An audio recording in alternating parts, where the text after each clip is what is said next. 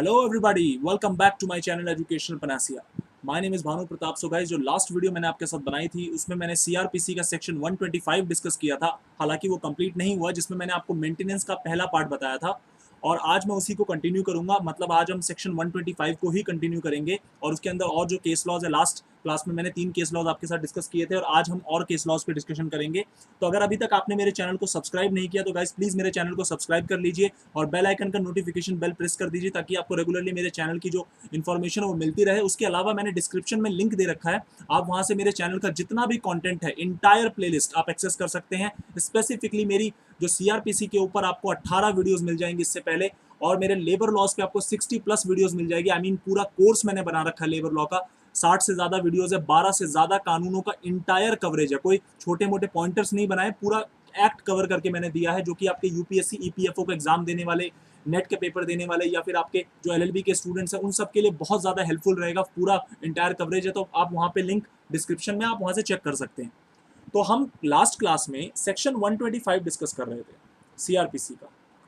तो जरा मैं छोटा सा एक रिवीजन मार लेता हूँ। सेक्शन 125 में मैंने आपको लास्ट क्लास में बताया था मेंटेनेंस का, कि अगर एक व्यक्ति जिसके पास सफिशिएंट मींस है, अर्निंग है, वो एबल बॉडीड है, वो अर्निंग कैपेसिटी उसकी है, उसके पास पैसा है, और वो फिर भी या तो नेग्लेक्ट करता है या फिर रिफ्यूज करता है मेंटेन करने से, या तो अपनी वाइफ को या तो अपने चिल्ड्रन को, चिल्ड्रन इलेजिटिमेट लेजिटिमेट हो सकते हैं, या फिर अपने पेरेंट्स को, तो उस केस में वो मेंटेनेंस का देना पड़ेगा, मतलब पैसा जो देना पड़ेगा। तो यहाँ पे जो मैटर जाता है सेक्शन 125 का, जो मैंने आपको लास्ट क्लास में बताया था, वो आपका मजिस्ट्रेट के पास जाता है, जुडिशियल मजिस्ट्रेट फर्स्ट क्लास, या फिर अगर मेट्रोपॉलिटन एरियाज में बात करें तो एमएम के पास मैटर लगता है आपका 125 का।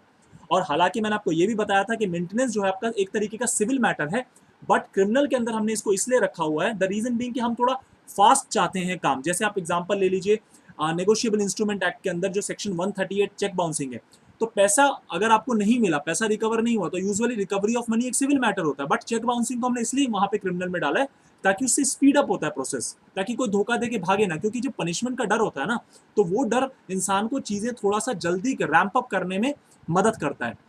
तो आज हमें पढ़ना है कि यहाँ पे जो वाइफ वर्ड का जिक्र है, कि अगर एक व्यक्ति अपनी वाइफ को रिफ्यूज कर देता है मेंटेन करने से, और या फिर नेग्लेक्ट करता है, तो वो वाइफ के जो डेफिनेशन है उसके अंदर कौन कौन से लोग आएंगे और वो वाइफ का जो स्टेटस है कैसे पता चलेगा, उसके ऊपर आज हमें डिस्कशन करनी है। तो लास्ट क्लास में मैं एक और चीज बता दूं कि ये वाला जो सेक्शन 125 है, ये इररिस्पेक्टिव ऑफ रिलीजन लगता है। आप लास्ट वीडियो मेरी जरूर देखें, अदरवाइज आपको ये जो मेंटेनेंस का जो लिंक है वो सेटअप नहीं होगा आपका। तो डिस्क्रिप्शन में प्लेलिस्ट के लिंक है, वहां से चेक कर सकते हैं, 18वीं वीडियो आपको मिल जाएगी। तो वाइफ का जो कन्नोटेशन है, जो वर्ड है वाइफ, उसके अंदर कौन कौन आता है, तो पहले हम सेक्शन 125 के अंदर ही देखते हैं कि 125 क्या कहता है। देखिए 125 कहता है, wife includes a woman, wife includes a woman who has been divorced, point number 1, who has been divorced or has obtained a divorce, has obtained a divorce, obtained a divorce and has not remarried, obtained a divorce and has not remarried। Remarried का जो clause है वो क्यों डाला, common sense की बात है। अगर आप रीमैरिज कर लेते हो तो अब आपका जो दूसरा हस्बैंड है, जो सेकंड हस्बैंड होगा उस वाइफ का, उसके ऊपर मेंटेनेंस की जिम्मेदारी बचेगी, जो प्रायर हस्बैंड होगा उसके ऊपर मेंटेनेंस की जिम्मेदारी नहीं होगी। और ध्यान रखना, अगर वाइफ अपने आप को मेंटेन कर सकती है, अगर वाइफ के पास सफिशिएंट मींस है अर्निंग की, या फिर वाइफ की अर्निंग कैपेसिटी है, वाइफ पैसे का अर्न कर रही है, तो उस केस में वाइफ को इस वाले सेक्शन के अंदर मेंटेनेंस ग्रांट नहीं होगा। क्योंकि यहां पे ध्यान रखना, वाइफ के साथ जो सेक्शन 125 में वर्ड लगा है ना, कि if the person is unable to maintain his wife who is unable to maintain herself, अगर वाइफ अपने आप को मेंटेन करने में असक्षम है, अनेबल है, तो ही उस केस में उसको मेंटेनेंस का यहाँ पे 125 में ग्रांट मिलता है। तो that is very important factor. अब यहाँ पे सवाल आता है कि जो एक वुमेन है जिसका डाइवोर्स हो चुका है, तो क्या वो मेंटेनेंस क्लेम कर सकती है? The answer is yes. इसका मतलब जस्ट अगर आप वाइफ हैं भी या फिर आप नहीं रही वाइफ, आपने ऑब्टेन कर लिया है डाइवोर्स, डाइवोर्स की डिग्री पास हो चुकी है, जो सिविल मैटर में फैमिली कोर्ट में आपकी हुई होगी, वो हो चुका है आपके बीच में, और आपने अभी तक रीमैरिज नहीं करी, किसी दूसरे से शादी नहीं करी, आपका सेकंड हस्बैंड नहीं है अभी फॉर दैट मैटर, तो उस केस के अंदर आपको ये अधिकार है कि चलिए आप मेंटेनेंस के लिए क्लेम कर सकते हैं। Point number 1। पॉइंट नंबर 2, अब यहां पे कौन सी वाइफ को मेंटेनेंस नहीं मिलेगा? कौन सी वाइफ इन एलिजिबल हो जाएगी, जरा उसको भी समझ लेते हैं। कौन सी वाइफ इन एलिजिबल हो जाएगी? सबसे पहला, अगर वाइफ एडल्ट्री में रह रही है तो वो इन एलिजिबल हो जाएगी। ध्यान रखना, एडल्ट्री एक जमाने में सेक्शन 497 इंडियन पीनल कोड के अंदर एक ऑफेंस हुआ करता था, जिसको सुप्रीम कोर्ट ने अभी 2 साल पहले जजमेंट पास करके, Joseph shine versus union of India के जजमेंट पास करके सुप्रीम कोर्ट ने बोला कि एडल्ट्री एक ऑफेंस नहीं है और एडल्ट्री को हटाने की बात कर दी गई है। तो मगर एडल्ट्री आज भी ग्राउंड फॉर डाइवोर्स होता है। पॉइंट नंबर 1, एडल्ट्री आज भी अबेटमेंट टू सुसाइड का, अगर मान लीजिए एडल्ट्री में आपका वाइफ रह रही है और उस बेसिस पे आप सुसाइड कर लेते हैं, तो that can form a valid ground for abetment to suicide, और आप इंडियन पिनल कोड के अंदर उसमें फॉल करेंगे। 306 का वो जो आर्टिकल है, 306 जो सेक्शन है इंडियन पिनल कोड में, वो लग जाता है। और उसके अलावा अगर आपकी वाइफ एडल्ट्री में रह रही है तो वो मेंटेनेंस के लिए इन एलिजिबल है। That is a very important factor. दूसरी चीज, अगर वो किसी सफिशिएंट रीजन के बिना, ध्यान रखना, अगर वो किसी सफिशिएंट रीजन के बिना आपसे अलग रह रही है, अगर वो किसी सफिशिएंट रीजन के बिना आपसे अलग रह रही है, तो वो भी एक रीजन बन सकता है आपका मेंटेनेंस डिनाई करने का। इसका मतलब अगर हस्बैंड के ऊपर ये प्रेशर बनता है कि हस्बैंड को मेंटेनेंस का पैसा देना ही पड़ेगा, तो हस्बैंड ये कह के मना कर सकता है, साहब कि देखिए मैंने रेस्टिट्यूशन ऑफ कंज्यूगल राइट्स के लिए अप्लाई किया, वाइफ ने मेरी सोसाइटी से रेस्टिट्यूशन ऑफ कंज्यूगल राइट्स का जो कॉन्सेप्ट है वो हिंदू मैरिज एक्ट के अंदर सेक्शन 9 के अंदर कवर है, तो मेरी वाइफ ने विदाउट एनी सफिशिएंट और विदाउट एनी रीजनेबल कॉज मेरी सोसाइटी से विड्रॉ कर लिया, तो मैंने उसको साथ में दोबारा लाने के लिए रेस्टिट्यूशन की एप्लीकेशन लगाई सेक्शन 5 सेक्शन 9 की।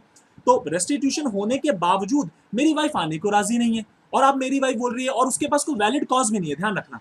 तो अब वो बोल रही है मेरे को कि नहीं, मेरे को तो मेंटेनेंस का पैसा चाहिए। तो क्या आप उस ग्राउंड पे उसको मेंटेनेंस डिनाई कर सकते हैं? यस, आप डिनाई कर सकते हैं, क्योंकि आपको सेक्शन 125 ये अधिकार देता है कि किसी भी वाइफ को अलाउंस, चाहे वो इंटरिम मेंटेनेंस हो, चाहे वो आपका कंप्लीट मेंटेनेंस हो, वो नहीं मिलेगा अगर वो एडल्ट्री में रह रही है, पॉइंट नंबर 1, या फिर वो बिना किसी सफिशिएंट रीजन के अपने हस्बैंड के साथ रहने से मना कर देती है, या फिर अगर वो खुद ही सेपरेट रह रहे हैं म्यूचुअल कंसेंट से। अगर वाइफ बोलती है कि मुझे आपसे कोई पैसा नहीं चाहिए, मुझे बस अलग रहना है आपसे, तो उस केस के अंदर वाइफ को मेंटेनेंस का पैसा नहीं मिलेगा।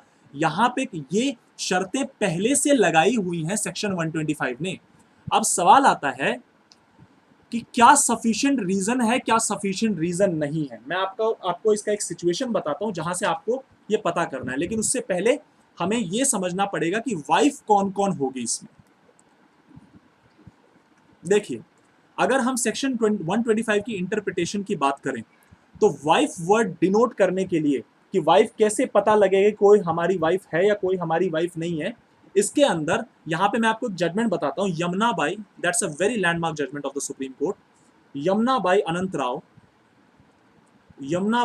Rao versus Anant Rao Shivram, that is a judgment of 1988। अब इसमें सुप्रीम कोर्ट कहती है कि जो वैलिडिटी ऑफ मैरिज है, कि कोई पर्टिकुलर लेडी आपकी वाइफ कहलाएगी या नहीं कहलाएगी, आप डिनाई कर रहे हैं या वाइफ कह रही है कि मैं आपकी वाइफ हूं, तो वो वैलिडिटी ऑफ मैरिज कौन डिसाइड करेगा? वो डिसाइड होगा आपके इंडिया के में जो चल रहे पर्सनल लॉज है ना, उसके थ्रू। पॉइंट नंबर 1, कि आपके जो पर्सनल लॉज हैं उससे हम ये बात डिटरमाइन करेंगे कि आपकी मैरिज वैलिड है या नहीं है। यहां पे ध्यान रखना, अगर हम सेक्शन 125 की स्ट्रिक्ट इंटरप्रिटेशन को देखें, तो यहां पे उन लोगों को कवर करने की कोशिश नहीं करी जा रही जो लिव इन में रह रहे हैं। पॉइंट समझ रहे हो? लेकिन हालांकि आगे मैं जजमेंट बताऊंगा जहां पे लिव इन रिलेशनशिप को डी वेलुस्वामी की जजमेंट में स्टेटस मिल चुका है, इसलिए वहां पे मेंटेनेंस मिलता है, मगर यहां नहीं मिलेगा, उसके लिए अलग सेक्शन है, वहां मेंटेनेंस मिल जाएगा। मगर पॉइंट यहां पे समझने वाली बात यह है कि यहां पे वाइफ की जो स्ट्रिक्ट इंटरप्रिटेशन है कि जो पर्सनल लॉस के अंदर जो एसेंशियल्स ऑफ मैरिज होते हैं, उसके अंदर अगर आपकी वाइफ कहलाती है, उसके अंदर अगर आपकी वाइफ की डेफिनेशन में फॉल करती है, जो भी हिंदू मैरिज एक्ट है जैसे, या मुस्लिम के अपने पर्सनल लॉज हैं, तो वहां पे वो चीज आपका वाइफ होगी, और वो अगर वो वहां पे वाइफ है तो वो मेंटेनेंस के लिए क्लेम कर सकती है। दूसरी बात जो यहाँ पे ध्यान रखने वाली है कि यहाँ पे मैंने आपको बताया था कि wife includes a woman who has obtained a divorce and has not remarried. इसका मतलब अगर कोई लेडी आपसे डाइवोर्स ऑब्टेन करे, इसका मतलब वो ऑफिशियली किसी एक पर्टिकुलर प्रोसेस से आपके साथ पहले उसने शादी किया होगा, क्योंकि अगर वो आपके साथ लिव इन में रह रही होती, अगर मैं इस सेक्शन 125 की इंटरप्रिटेशन की बात करूं, तो अगर वो वाइफ आपके साथ सिर्फ रह रही होती, साथ में रह रही होती, कोहैबिट कर रही होती, तो उसको ऑफिशियली डाइवोर्स लेने की जरूरत नहीं पड़ती। तो अगर हम दोनों भाषाओं को जोड़ के देखें, दोनों को ज्वाइंट करके उसका इंटरप्रिटेशन देखें, तो हमें यही चीज समझ में आएगी कि वाइफ का जो कन्नोटेशन है वो यहां पे पर्सनल लॉ से डिराइव करना पड़ेगा। मैरिज की जो वैलिडिटी है, जिसके बेसिस पे कोई लेडी पर्टिकुलर जो फीमेल है वो वाइफ होगी या नहीं होगी, ये हम पर्सनल लॉ से डिसाइड कर लेंगे। अगली judgement, Rajathi versus Ganesan, C Ganesan, 1990, that is also a very important judgment of the Supreme Court, 1999, Rajathi versus C Ganesan. अब इसमें सुप्रीम कोर्ट क्या कहती है, देखिए सुप्रीम कोर्ट ने कहा कि it may be difficult to prove second marriage, it may be difficult to prove second marriage, and therefore court need not look into marriage laws, court need not look into marriage laws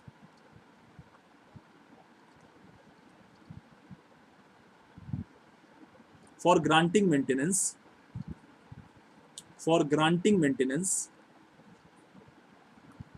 अभी पिछली judgement में मैंने आपको बताया था कि court ने कहा यशवंत राव वाले, इसमें अनंत राव वाले में, कि वहां पे पर्सनल लॉस देखे जाते हैं। यहां पे कोर्ट थोड़ी उल्टी बात कहता है, और कोर्ट बोलता है कि यहां पे उन केसेस में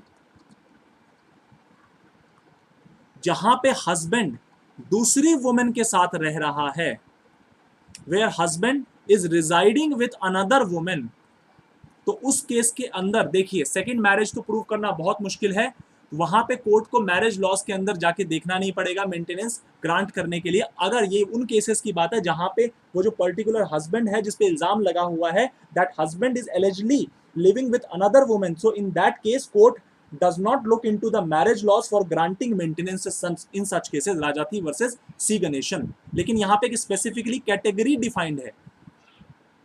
तीसरी judgement, Samir Mandal versus state of Bihar, 2001 supreme court. अब यहां पे सुप्रीम कोर्ट कहती है कि अगर कोर्ट की फाइंडिंग है, if the finding of court is that second marriage is not established, if the finding of the court is that second marriage is not established, then claim also not maintainable, क्योंकि अगर second marriage आपकी establish नहीं हुई, अगर आपने जो दूसरी शादी करी है वहां पे तो आपको क्लेम भी नहीं मिलेगा। आपका जो मेंटेनेंस का सेक्शन 125 का क्लेम है वो क्लेम मेंटेनेंस का आपका नहीं बनेगा। क्लेम कौन से वाला claim? Claim for maintenance under section 125 CrPC, तो वो वाला क्लेम भी आपका मेंटेनेबल नहीं होगा। अब आते हैं एक बहुत इंपॉर्टेंट जजमेंट पे जहां पे स्ट्रिक्ट प्रूफ की बात करी जा रही है। अब वो किस कॉन्टेक्स्ट में, जरा वो भी समझ लेते हैं। ये सारा मैं वाइफ के कॉन्टेक्स्ट में, वाइफ वर्ड का जो इंटरप्रिटेशन है उसके कॉन्टेक्स्ट में बात हो रही है। द्वारिका प्रसाद Satpathy versus Vidyut Prabha Dixit, 1999 supreme court. अब यहां पे सुप्रीम कोर्ट ने बड़ी अच्छी बात बोली, यहां पे ना स्ट्रिक्ट प्रूफ के रिगार्डिंग सुप्रीम कोर्ट ने बोला कि मैरिज का जो स्ट्रिक्ट प्रूफ होता है, कोर्ट ने कहा कि सेक्शन 125 जो है ना आपका सीआरपीसी का, that does not check strict proof of marriage. देखिए वहां पे अगर मान लो कोई लेडी आती है मेंटेनेंस का क्लेम करने के लिए, तो वो पर्टिकुलर वाइफ है या नहीं, ये तो मैंने बताया आपको पर्सनल लॉ से चेक करना पड़ता है। लेकिन कोर्ट को अगर प्राइमा फेसाई लग जाता है, if the court feels prima facie मतलब on the face of it, apparently, जो भी आप बोलना चाहें, प्राइमा फेसाई दैट मैरिज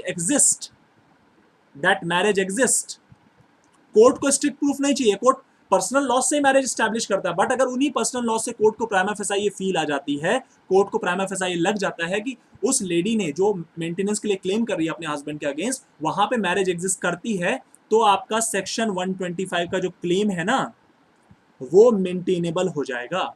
आपको मेंटेनेंस मिलेगा नहीं मिलेगा that is a subject matter of the जज, बट आपका जो क्लेम है वो एप्लीकेशन है, आपकी एप्लीकेशन मेंटेन हो जाएगी। That is what supreme court is trying to say in the judgment of Dwarka Prasad Satpathy versus Vidyut Prabha Dixit. तो यहां पे स्ट्रिक्ट प्रूफ वाली बात हमारे दिमाग में आ गई।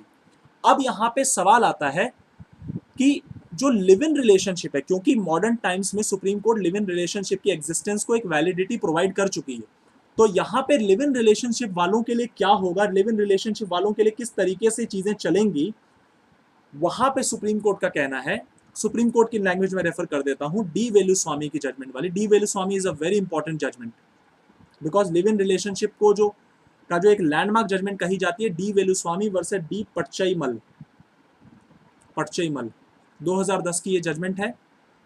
यहां पे सुप्रीम कोर्ट कहती है कि जो भी वुमन लिव इन में रह रही है, लिव इन रिलेशनशिप में रह रही है, मतलब प्रॉपर मैरिज में नहीं रह रही, साथ रह रहे हैं, कोहैबिट कर रहे हैं साथ में, ठीक है, और सोसाइटी की नजर में एक मैरिड लाइफ, जो मैरिड कपल का रिलेशन होता है वैसा ही मैरिड कपल का रिलेशन शेयर कर रहे हैं, ठीक है, तो वहां पे अगर वो इस तरीके की शादी लिव इन में रह रही है, तो वो अपना डीवी एक्ट के अंदर, कहां पे, डोमेस्टिक वायलेंस एक्ट के अंदर, protection of women against the domestic violence act 2005 के अंदर वो अपना मेंटेनेंस क्लेम कर सकती है। मगर 125 में उसको मेंटेनेंस नहीं दिया जा रहा है। डी वेलुस्वामी में ये बात सुप्रीम कोर्ट ने कही कि court held that women living in live in relationship can claim maintenance under the domestic violence act, though not legally wedded under section 125।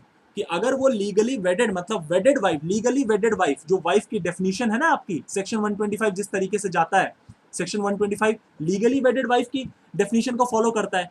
तो आपके लिव इन रिलेशनशिप वाली जो लेडीज हैं या जो फीमेल है जो साथ में रह रही है किसी लड़के के साथ, तो वहां पे वो तो इसमें फॉल नहीं करेंगी, लेकिन फिर भी उनको डोमेस्टिक वायलेंस एक्ट का जो मेंटेनेंस का प्रोविजन है वहां पे उनको मेंटेनेंस क्लेम करने का पूरा अधिकार है। डी वेलुस्वामी वर्सेस पटचईमल में सुप्रीम कोर्ट ये बात कह चुकी है। अब सवाल आता है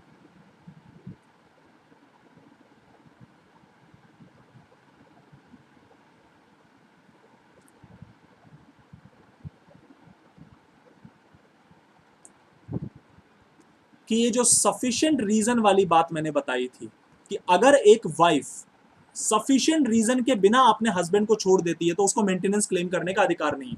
तो आपके दिमाग में सवाल आएगा कि सर ये सफिशिएंट रीजन क्या है, कौन से सिचुएशन को हम सफिशिएंट रीजन बोले और कौन से सिचुएशन को हम सफिशिएंट रीजन नहीं बोले। तो मैं आपको एक एग्जांपल देता हूं। लेट सपोज कि एक हस्बैंड है और एक वाइफ है। हस्बैंड एक कंक्यूबाइन ले आया। कंक्यूबाइन मतलब जिसके साथ हस्बैंड का इलिसिट और इलिसिट रिलेशनशिप है, और उसके साथ हस्बैंड मतलब सेक्सुअल इंटरकोर्स में इन्वॉल्व है, उसके इलिसिट रिलेशन है, और वो कंक्यूबाइन के साथ अपनी वाइफ को रहने के लिए बोल रहा है। अपनी वाइफ को बोल रहा है कि तुझे अगर घर में रहना है तो तुझे इस कंक्यूबाइन के साथ ही रहना पड़ेगा, नहीं तो मैं तेरे को भगा दूंगा। वहां पे वाइफ, अब यहां पे सुप्रीम कोर्ट ने मतलब एक अजम्पशन लेती है कि अगर एक वाइफ की अपनी एक डिग्निटी है तो वो अपने हस्बैंड, अगर उसका हस्बैंड कंक्यूबाइन के साथ रह रहा है और वो इस ग्राउंड पे अपने हस्बैंड को छोड़ के जाती है, तो वो एक सफिशिएंट रीजन है। Point number 1। पॉइंट नंबर 2, अगर हस्बैंड वाइफ पे क्रुएल्टी करता है, मार पिटाई करता है, मेंटल टॉर्चर करता है, फिजिकल हार्म पहुंचाता है, या फिर हस्बैंड के जो इन लॉज हैं, हस्बैंड की सिस्टर फिजिकल हार्म पहुंचाती है, गालियां देती है, कस वर्ड्स का इस्तेमाल करती है, वहां पे वो एक ग्राउंड बनता है कि वाइफ अगर हस्बैंड को छोड़ के जा रही है, that is a sufficient reason. और वहां पे अगर वाइफ छोड़ के जाती है तो she can validly claim maintenance under section 125 because the wife is has the sufficient reason, so the wife is also entitled at the same point under section 125। ये चीज ध्यान रखने वाली है कि सफिशिएंट रीजन को आप किस तरीके से इंटरप्रीट कर रहे हैं। अब सवाल आता है, एक बड़ा इंपॉर्टेंट क्वेश्चन आया कि अगर मान लीजिए मेंटेनेंस का ऑर्डर पास हो गया, जज साहब ने, मजिस्ट्रेट साहब ने मेंटेनेंस का ऑर्डर पास कर दिया, तो क्या high court section 482 CrPC use करके, क्या high court section 482 CrPC use करके, जो हाई कोर्ट के इनहेरेंट पावर्स हैं, जैसे एफआईआर क्वैश होती है ना, तो इन आप 482 के अंदर ही होती है, तो हाई कोर्ट अपनी इनहेरेंट पावर का इस्तेमाल करके क्या मेंटेनेंस के ऑर्डर को क्वैश कर सकती है या क्वैश नहीं कर सकती, ये बड़ा इंपॉर्टेंट पॉइंट है, क्योंकि high court in the interest of justice section 482 को यूज करके कुछ भी कर सकती है। ऐसा बहुत सारी जजमेंट में बोला जा चुका, और इवन के सेक्शन 482 सीआरपीसी आप पढ़ेंगे तो लिखा है क्या हाई कोर्ट मेंटेनेंस के ऑर्डर को क्वैश कर सकती है। तो यहां पे एक बड़ी लैंडमार्क जजमेंट है, वो जजमेंट में आपके सामने दुख्तार Jahan versus Mohammad Farooq, Dukhtar Jahan versus Mohammad Farooq 1987 Supreme court. अब यहां पे सुप्रीम कोर्ट कहती है कि instead of using the power, instead of using section 482, instead of using section 482, the court should have sustained the order, जो मेंटेनेंस का ऑर्डर था कोर्ट को उसे सस्टेन करना चाहिए था, and ask the parties to go to civil court। Court ने बोला कि हमें, देखिए पावर पे क्वेश्चन नहीं किया सुप्रीम कोर्ट ने ये नहीं बोला कि कोर्ट अगर मेंटेनेंस के ऑर्डर को क्वैश कर देगी तो वो इलीगल हो जाएगा, क्योंकि सेक्शन 482 की जो पावर है ना हाई कोर्ट की, that is a very inherent power. CrPC के अंदर वो पावर इतनी ज्यादा वाइडर है कि in the interest of justice high court किसी भी प्रकार का ऑर्डर पास कर सकता है। और सबसे इंपॉर्टेंट चीज इसमें जानने वाले की जो एफआईआर आपकी क्वैश होती है वो इसी के अंदर होती है। तो यहाँ पे कोर्ट ने बोला कि भैया देखो, सुप्रीम कोर्ट का कहना था कि अगर आप इसको यूज कर रहे हो तो यूज करने की जगह आप उस ऑर्डर को रहने देते, सस्टेन कर लेते। सस्टेन मतलब उसको हटाते नहीं। दुख्तार जहान में बोला सुप्रीम कोर्ट ने, आप क्या करते, पार्टी को बोलते कि आपको चैलेंज करना है तो सिविल कोर्ट चले जाओ, चैलेंज कर दो उस चीज को। तो वो चीज करने के बजाय आप उसको अगर वो कर रहे हो कि 482 यूज करके ऑर्डर ही क्वैश कर रहे हो, तो वो रीजनेबल नहीं है। यहां पे ये चीज ले डाउन करी गई। अब देखिए, लास्ट क्लास में मैंने आपको बताया था कि क्या हिंदू फादर और मुस्लिम फादर की सेम ऑब्लिगेशन है। लॉ कहता है बिल्कुल, हिंदू फादर और मुस्लिम फादर की सेम ऑब्लिगेशन है। एक जजमेंट मैं आपके सामने बता देता हूं, क्योंकि बच्चों को भी तो मेंटेनेंस मिलता है ना इस सेक्शन में। Noor Saba Khatoon versus Mohammad Qasim 1997 Supreme Court कहती है कि Muslims father obligation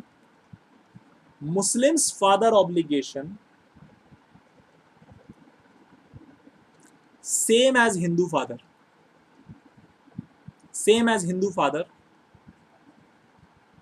to maintain the minor child, क्योंकि माइनर चाइल्ड को मेंटेन करने की जिम्मेदारी उस पर्सन पे है, उस पिता पे है जो उस बच्चे का ख्याल रख रहा है। तो ये सुप्रीम कोर्ट कह चुकी है नूर सबा खातून वर्सेस मोहम्मद कासिम के अंदर। तो अब चलते हैं कि भैया देखिए, एप्लीकेशन तो डल गई। एप्लीकेशन डलने के बाद मैजिस्ट्रेट एक मेंटेनेंस का अमाउंट ऑर्डर कर देगा, ऑर्डर ऑफ मेंटेनेंस पास करेगा मैजिस्ट्रेट। कौन सा मैजिस्ट्रेट, मैं आपको बता चुका हूं, मैजिस्ट्रेट फर्स्ट क्लास, या तो JM1 या फिर MM। अगर मेट्रोपॉलिटन जैसे दिल्ली जैसे शहरों की बात करूं तो मेट्रोपॉलिटन मैजिस्ट्रेट पास कर देगा। अब एक जमाने में ये जो मेंटेनेंस का अमाउंट हुआ करता था, जो मंथली रेट हुआ करता था, वो आपका था 500 रुपए मैक्सिमम। लेकिन 2001 के अंदर हमने इस 500 रुपए की जो लिमिट है इसको कर दिया रिमूव। और ये बहुत प्रैक्टिकल भी था, क्योंकि देखिए हर परिवार का जो अमाउंट क्या रीजनेबल बनेगा मेंटेनेंस का, वो मैजिस्ट्रेट को देखने दीजिए। वो सिचुएशन पे अर्निंग कितनी है, वो बंदा पर मंथ कितना कमाता है, उसके खर्चे कितने हैं, उसके और लायबिलिटी कितनी है, बहुत सारी चीजें देखी जाएगी। तो ऐसे 500 रुपए सेट करना अमाउंट थोड़ा मुश्किल हो जाएगा। तो 2001 में हमने अमेंडमेंट करके ये जो 500 word maximum not exceeding 500 rupees था, इस मेंटेनेंस के अमाउंट को हटा दिया। दूसरी चीज यहाँ पे सेक्शन 125 कहता है कि जो माइनर फीमेल चाइल्ड है, मैं आपको कल भी क्लास में बता चुका था, हालांकि माइनर फीमेल चाइल्ड है जो आपकी, जब तक वो मेजॉरिटी अटेन नहीं कर लेती वो अपने फादर से क्लेम कर सकती है maintenance. Point number 1। Point number 2, अगर उसका हस्बैंड है तो हस्बैंड देगा, लेकिन अगर उसका हस्बैंड नहीं है, मान लीजिए वो माइनर फीमेल चाइल्ड मैरिड है और उसका हस्बैंड नहीं कमाता, उसके पास मतलब he is not possessed of sufficient means, तो वहां पे उसके फादर को देना पड़ेगा, वहां पे उसका फादर पे कर देगा। अगली बात, सवाल आता है कि क्या इंटरिम मेंटेनेंस दिया जा सकता है, क्या इंटरिम मेंटेनेंस दिया जा सकता है? तो लॉ कहता है yes, for the time being court एक इंटरिम मेंटेनेंस ग्रांट कर देगा और उस हिसाब से चल जाएंगे। दूसरा सवाल आता है कि कब इसको, कितने दिनों में इसको डिस्पोज किया जाएगा, इस एप्लीकेशन को, जो सेक्शन 125 की जो एप्लीकेशन है उसको कितने दिनों में डिस्पोज किया जाएगा। तो ये चीज आपके पेपर पॉइंट ऑफ व्यू से बड़ा इंपॉर्टेंट है। Within 60 days, within 60 days from the date of service, ध्यान रखना, from the date of service of notice of application. ये एप्लीकेशन अदालत में फाइल हो चुकी है, इस पर्टिकुलर चीज का एक जो सर्विस है, एक समन है, वो उस पर्सन को भेजा जाएगा और वहां से 60 डेज के अंदर इस मैटर को डिस्पोज कर दिया जाएगा, सेक्शन 125 की एप्लीकेशन को डिस्पोज कर दिया जाएगा। ये आपको ध्यान रखना है। और इंटरिम मेंटेनेंस क्या कोर्ट दे सकता है? बिल्कुल दे सकता है। अब सवाल आता है कि कोर्ट जो मेंटेनेंस का ऑर्डर देगा, वो मेंटेनेंस का जो अमाउंट है वो कहां से पे करना है। तो यहां पे कोर्ट का डिस्क्रिशन है, वो from the date of order भी हो सकता है, अमाउंट पे करने की जो लायबिलिटी है, वो from the date of application भी हो सकता है। ये कोर्ट के ऊपर, कोर्ट की डिस्क्रिशन के ऊपर डिपेंड करता है। ये चीज आपको ध्यान रखनी है। हालांकि जब मैं आपको उसका कराऊंगा, आपको मैं change in alteration in allowance कराऊंगा, जब आगे सेक्शन अभी मेंटेनेंस के रिगार्डिंग, तो वहां पे मैं आपको अगले वीडियो में वो चीज कराऊंगा। मैं आपको बताऊंगा कि वहां पे वो from the date of order ही चलता है। यहाँ पे कोर्ट के पास डिस्क्रिशन है, ध्यान रखना, दोनों ही कर सकता है कोर्ट। अब सवाल आता है कि जिस व्यक्ति को ऑर्डर दिया गया वो फेल हो गया मेंटेनेंस पे करने से, तो हम क्या करेंगे? तो हम उसको 1 महीने तक की जेल में भेज सकते हैं, अप टू 1 मंथ जेल। ठीक है।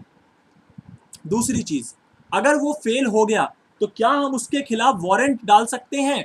डाल सकते हैं, मगर शर्त क्या है, ये चीज ध्यान रखो, हमें अप्लाई करना पड़ेगा उस वाइफ, मान लीजिए वाइफ को मेंटेनेंस का ऑर्डर मिला तो वाइफ को अप्लाई करना पड़ेगा विद इन 1 ईयर, जहां से वो मेंटेनेंस ड्यू हुआ है ना, जहां से उसने फेल किया पेमेंट करना, तो वहां से 1 साल के अंदर उसको, मतलब जहां से अमाउंट ड्यू हुआ है वहां से वाइफ को अप्लाई करना पड़ेगा कि सर जरा एक वारंट इशू कर दीजिए रिकवरी ऑफ अमाउंट के लिए, पैसा रिकवर करने के लिए एक वारंट इशू कर दीजिए।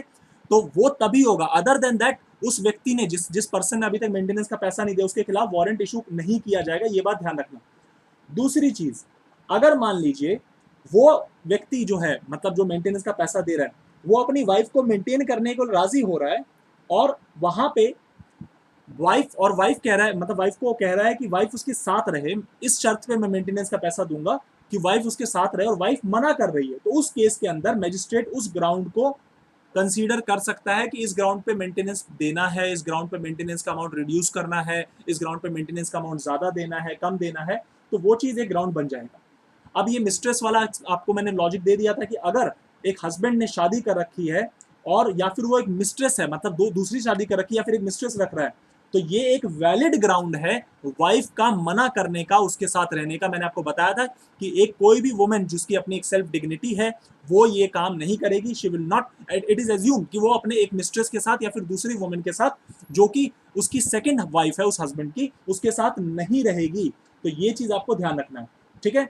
अब सवाल आता है, ये तो था आपका सेक्शन 125। तो अगली क्लास में जो मैं आपको कराऊंगा वो मैं सेक्शन 126, 127 और 128 कराऊंगा, जिसके बाद आपका मेंटेनेंस का जो टॉपिक है वो फिनिश हो जाएगा। तो आई होप आपको ये क्लास अच्छे से समझ में आ गई होगी। जजमेंट्स मैंने कवर करा ही दी हैं। तो मिलते हैं फिर अगली क्लास में, फिर हम डिस्कस करेंगे और मेंटेनेंस का जो टॉपिक है वो खत्म हो जाएगा आपका।